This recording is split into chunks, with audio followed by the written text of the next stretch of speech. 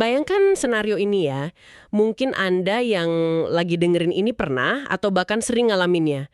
Anda baru saja dapat kabar yang luar biasa, katakanlah naik jabatan, ada kenaikan gaji yang lumayan signifikan, atau mungkin bisnis sampingan Anda akhirnya pecah telur. Hasilnya lumayan banget.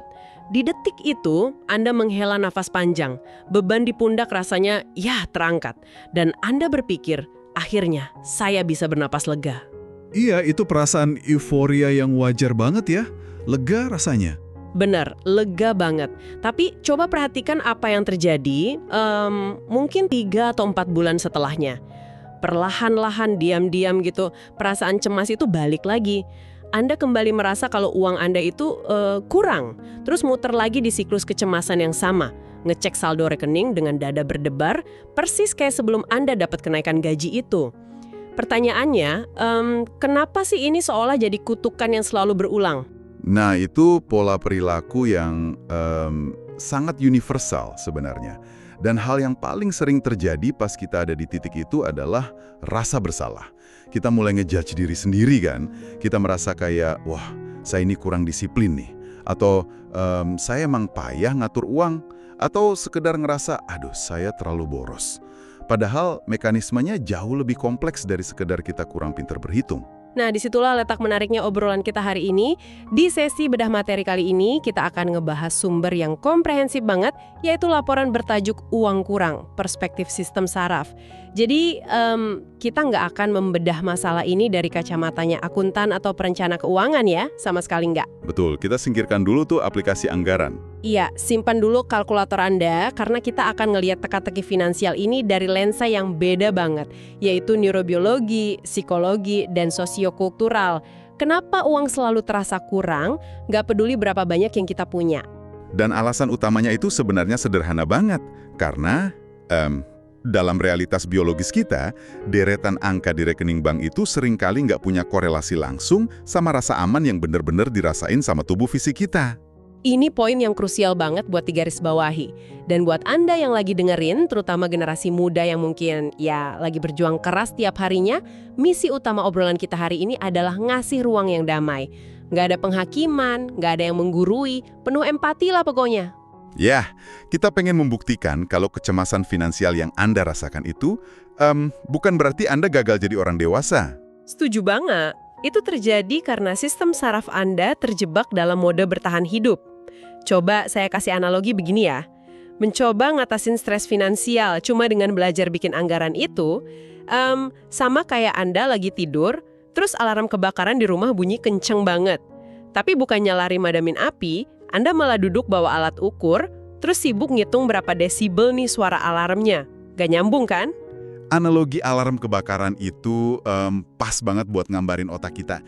Literasi keuangan itu penting pasti, tapi logika yang paling brilian sekalipun nggak akan bisa diproses kalau sistem saraf kita merasa rumahnya lagi kebakaran. Oke, mari kita mulai bedah si pelapinya ini. Kalau kita nggak nyalahin kebiasaan check out belanja online, lalu apa yang sebenarnya terjadi di dalam tubuh kita pas mikirin uang? Di laporan ini dibahas soal teori polivagal dari Stephen Porges. Namanya agak medis ya, bisa dijelasin nggak pakai bahasa sehari-hari ini maksudnya apa? Gampangnya gini, sistem saraf otonom kita itu punya satu kerjaan utama, yaitu jadi satpam 24 jam yang terus-terusan mendai lingkungan kita dari ancaman. Proses ini namanya neurosepsi. Ini jalannya di bawah alam sadar kita. Oh, di bawah alam sadar. Iya, jadi tubuh Anda itu mendeteksi bahaya atau rasa aman jauh lebih cepat dari kemampuan otak logika merangkai pikiran rasional. Tunggu, jadi tubuh kita udah panik duluan sebelum kita sadar apa yang bikin kita panik?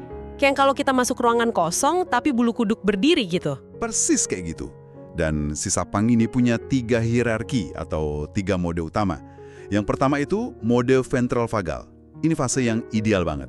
Tubuh merasa aman, tenang, rileks, dan terhubung secara sosial. Fase santai lah ya. Betul. Di mode ini, otak depan kita menyala, jadi kita bisa berkreasi, mikir jangka panjang, dan berempati. Nah, mode kedua adalah mode simpatik. Ini mode lawan atau lari atau fight or flight. Kalau satpam mendeteksi ancaman, mode ini langsung aktif. Ini yang bikin kita deg-degan dan cemas itu kan? Iya, jantung berdebar, napas pendek, bawaannya kompetitif, dan fokusnya menyempit buat sekedar bertahan hidup hari ini. Nggak ada tuh mikirin masa depan. Dan yang ketiga, kalau ancamannya terasa terlalu masif dan nggak bisa dilawan, kita masuk ke dorsal vagal. Apa tuh bedanya sama simpatik? Dorsal vagal itu fase putus asa, mode shutdown. Kita ngerasa lumpuh, mati rasa, ujung-ujungnya kita mengabaikan masalah. Kayak saking takutnya lihat tagihan utang, kita malah nggak mau buka amplopnya sama sekali. Berarti di era modern yang penuh ketidakpastian ini, ada inflasi, pasar saham yang naik turun, ancaman PHK, mode santai atau rem vagal kita itu gampang blong ya. Nah, itu masalah utamanya. Rem vagal kita terlepas. Dan kita dipaksa terus-terusan hidup di mode simpatik tadi. Ancaman fisiknya mungkin nggak ada. Tapi tubuh ngerespon ancaman ekonomi, layaknya ancaman fisik yang mengancam nyawa. Oke, tapi tunggu dulu nih. Jadi otak kita menyamakan tagihan listrik yang belum dibayar dengan harimau purba yang siap menerkam kita dari semak-semak. Agak lucu juga ya. Tapi kalau gitu, kenapa orang yang gajinya udah besar, yang secara finansial aman, juga masih sering rasain kejaran harimau ini? Yang sangat menarik di sini adalah peran amigdala kita. Amigdala itu kan alarm utama di otak kita. Dan amigdala itu buta huruf kalau urusan angka. Dia nggak peduli dengan berapa nol di saldo bank Anda. Oh, jadi dia nggak bisa bedain uang 1 juta sama 1 miliar? Sama sekali nggak bisa. Yang direspons oleh amigdala itu bukanlah nominal uangnya, melainkan ketidakpastian itu sendiri. Selama ada ketidakpastian, amigdala bakal terus bunyi. Terlebih lagi, stres ekonomi yang kronis ini bisa memicu hipertrofi atau pembengkakan amigdala. Sebentar, membengkak secara fisik. Iya, secara fisik dia membesar dan jadi hipersensitif. Ditambah lagi, ada aktivitas gen C-FOS di sana. Gen ini merespon stres kronis dan bikin otak kita kehilangan kemampuan untuk habituasi, alias otak nggak pernah bisa terbiasa dengan stres finansial. Wah, pantesan capek banget ya rasanya. Ibaratnya alarm mobil kita rusak, kesenggol kucing dikit aja bunyinya heboh seharian. Betul sekali. Oke, mari kita bedah ini lebih dalam. Kalau alarm kita terus menyala, kapasitas mental kita pasti terkuras. Di dokumen ini ada istilah scarcity mindset atau pola pikir kelangkaan. Jadi, saat kita cemas soal uang, otak kita tuh ibarat komputer yang lagi ngunduh file raksasa di latar belakang gitu ya. Pantes aja kita jadi nge-lag pas disuruh mikir bijak. Analogi yang sangat akurat. Scarcity mindset itu ngebajak bandwidth mental kita lewat dua cara. Yang pertama namanya tunneling atau penyempitan perhatian. Amigdala maksa kita cuma fokus ke masalah yang ada di depan mata, kayak bayar kos besok pagi, sampai kita buta sama risiko jangka panjang. Makanya ada orang yang berani ambil pinjol ilegal padahal bunganya nyekik banget, karena otaknya cuma mikir hari ini harus makan, gitu ya? Betul, itu bukan karena mereka kurang pinter, tapi karena visi jangka panjang mereka tertutup. Cara yang kedua ini lebih ngeri lagi, beban bandwidth. Beban mental karena cemas soal uang itu bisa menurunkan IQ secara fungsional hingga 13 poin loh. Wait, 13 poin? Itu turunnya jauh banget loh. Maksudnya secara fungsional gimana? Artinya, kemampuan kognitif kita merosot tajam setara dengan orang yang nggak tidur semalaman. Otak kita kehabisan energi untuk prefrontal cortex, bagian yang dipakai buat mikir rasional, karena energinya disedot semua sama amigdala buat mode panik. Pantesan kalau lagi bokeh kita sering ngambil keputusan bodoh, otaknya emang lagi lowbat. Tapi gimana ceritanya buat ekspektasi kita yang terus naik? Hedonic adaptation, katanya kan kita gampang beradaptasi sama kesenangan. Iya, ini yang disebut arrival fallacy. Jadi sistem saraf kita meriset titik dasar kebahagiaan begitu target finansial kita tercapai. Misalnya, Anda pengen gaji 10 juta. Pas dapat, dopamin naik, Anda senang banget. Tapi bulan depan, otak Anda udah nganggep 10 juta itu standar baru dan mulai nyari yang lebih lagi buat ngerasa aman. Ilusi garis finish yang dimundurin terus dong berarti? Tepat. Dan kalau ini terjadi terus-menerus, tubuh dipenuhi hormon stres kortisol. Kortisol yang kronis ini ujung-ujungnya menyusutkan prefrontal cortex kita. Hah? Otaknya menyusut? Iya, dan bukan cuma itu, hipokampus kita juga ikut menyusut, yang mana itu memperparah perasaan tak berdaya kita. Akibatnya, kita makin irasional, kayak pelampiasan dengan belanja barang yang sebenarnya nggak kita butuhin. Wah, ini lingkaran setan banget ya. Dan mekanisme biologi ini kan nggak terjadi di ruang hampa, ada tekanan sosial. Gimana dong lingkungan tempat kita tinggal nyiram bensin ke dalam api kecemasan amigdala ini? Laporan ini sempat membandingkan Amerika Serikat dan Jepang ya. Ya, kalau kita lihat datanya, ini menarik banget. Di Amerika Serikat, hiperindividualisme itu sangat dominan. Ancaman biaya kesehatannya gila-gilaan, terutama buat masa tua yang bisa mencapai $128.000 per tahun. Buset, mahal banget ya. Pasti stres banget itu. Banget. Makanya kecemasan mereka ekstrim dan banyak yang terjebak haus pur. Beli rumah besar buat status, tapi empot-empotan bayar cicilannya. Mode simpatiknya nyala terus. Nah, beda cerita kalau kita lihat Jepang. Oh ya, kalau Jepang lebih santai. Di Jepang, ada konsep yutakasa, yaitu harmoni. Mereka juga punya jaring pengaman sosial yang kuat buat kesehatan. Jadi kompetisi statusnya berhasil diredam. Memang sih, mereka tetap ada kecemasan moderat soal dana pensiun, tapi nggak se-ekstrim di AS. Oke, itu di AS dan Jepang. Nah, sekarang mari kita tarik ke realitas pendengar kita di Indonesia. Disinilah rasanya berat banget buat generasi muda kita. Kita sangat lekat dengan generasi sandwich. Data bilang ada 8,4 juta orang Indonesia yang punya beban ganda karena filial piety, pengabdian ke orang tua. Itu beban yang luar biasa nyata. Dan dari angka itu, 34,29% harus menanggung 6 orang atau lebih dalam satu keluarga. 6 orang, wah. Pekanannya datang dari atas ngurus orang tua, dari bawah ngurus anak, dan dari samping media sosial. Pas lagi pusing mikirin biaya sekolah anak, buka HP ngeliat temen flexing pamer liburan ke Eropa. Amigdala kita pasti langsung teriak kan? Jelas teriak, digital flexing atau social shopping di kota-kota besar itu racun buat sistem saraf kita. Membandingkan diri dengan kehidupan digital orang lain, bikin amigdala kita terus merasa tertinggal dari kawanannya. Dan di alam liar, tertinggal dari kawanan artinya mati. Bukankah ini resep sempurna buat bikin sistem saraf kita kelelahan parah? Tapi lucunya, di laporan ini ada temuan soal paradoks kebahagiaan di Indonesia. Gimana bisa orang yang bebannya nyekik gitu malah ngerasa bahagia? Ya, ini paradoks yang indah. Memenuhi kewajiban keluarga itu memberikan kepuasan mendalam dan makna hidup bagi banyak orang Indonesia. Dan makna hidup ini secara neurobiologis menghasilkan hormon oksitosin yang secara unik ngebantu meregulasi emosi dan ngelawan stres. Oh, jadi maknanya itu jadi semacam obat penenang alami dari dalam tubuh ya? Betul. Jika kita hubungkan ini ke gambaran besarnya, inilah sebabnya kita nggak boleh gampang ngejudge generasi muda yang kelihatan boros atau kewalahan.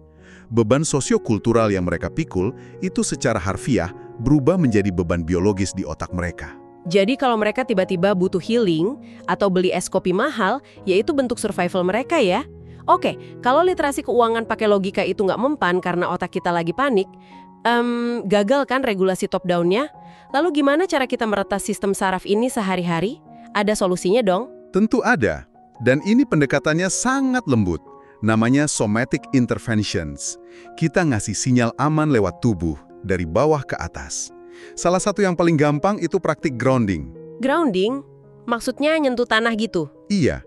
Coba bertelanjang kaki di tanah selama 2-5 menit. Atau kalau lagi di kantor, rasakan aja berat tubuh Anda saat duduk di kursi. Rasakan kakinya menapak ke lantai. Ini secara instan mengaktifkan saraf ventral vagal Anda.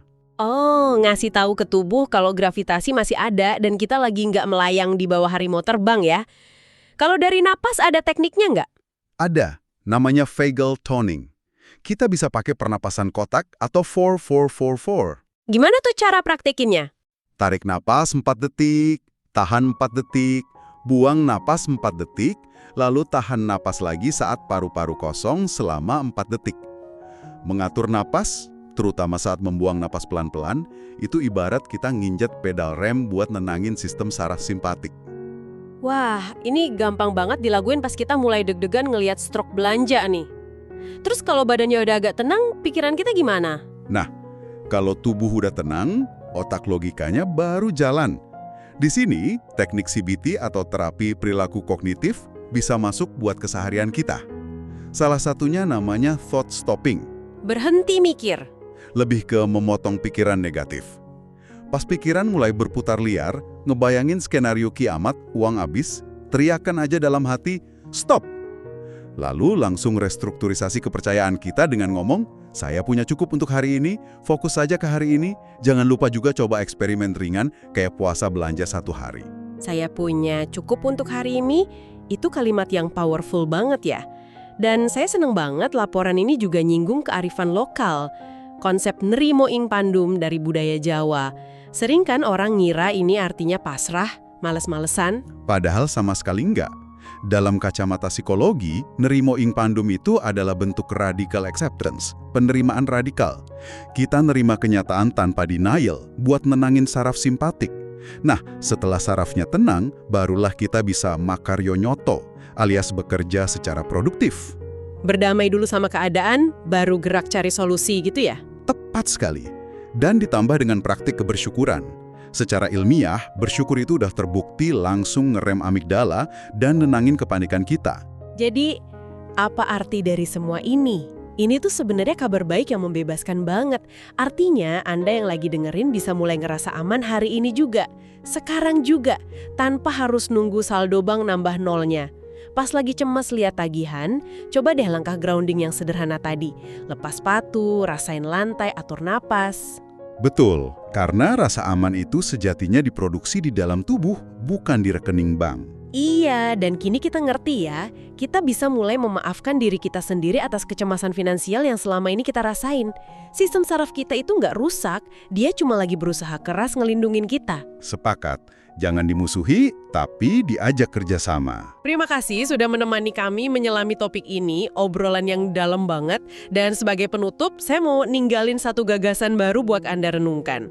Jika selama ini kita diajarkan bahwa kebebasan finansial adalah memiliki aset dan uang yang tak terbatas, coba pikirkan ini. Bagaimana jika kemewahan tertinggi, ultimate luxury, di era modern yang serba sibuk ini sebenarnya adalah sistem saraf yang tenang, sebuah sistem saraf yang ngasih Anda kebebasan sejati untuk berhenti sejenak, melihat sekeliling, dan berkata pada diri Anda sendiri, hari ini saya sudah cukup.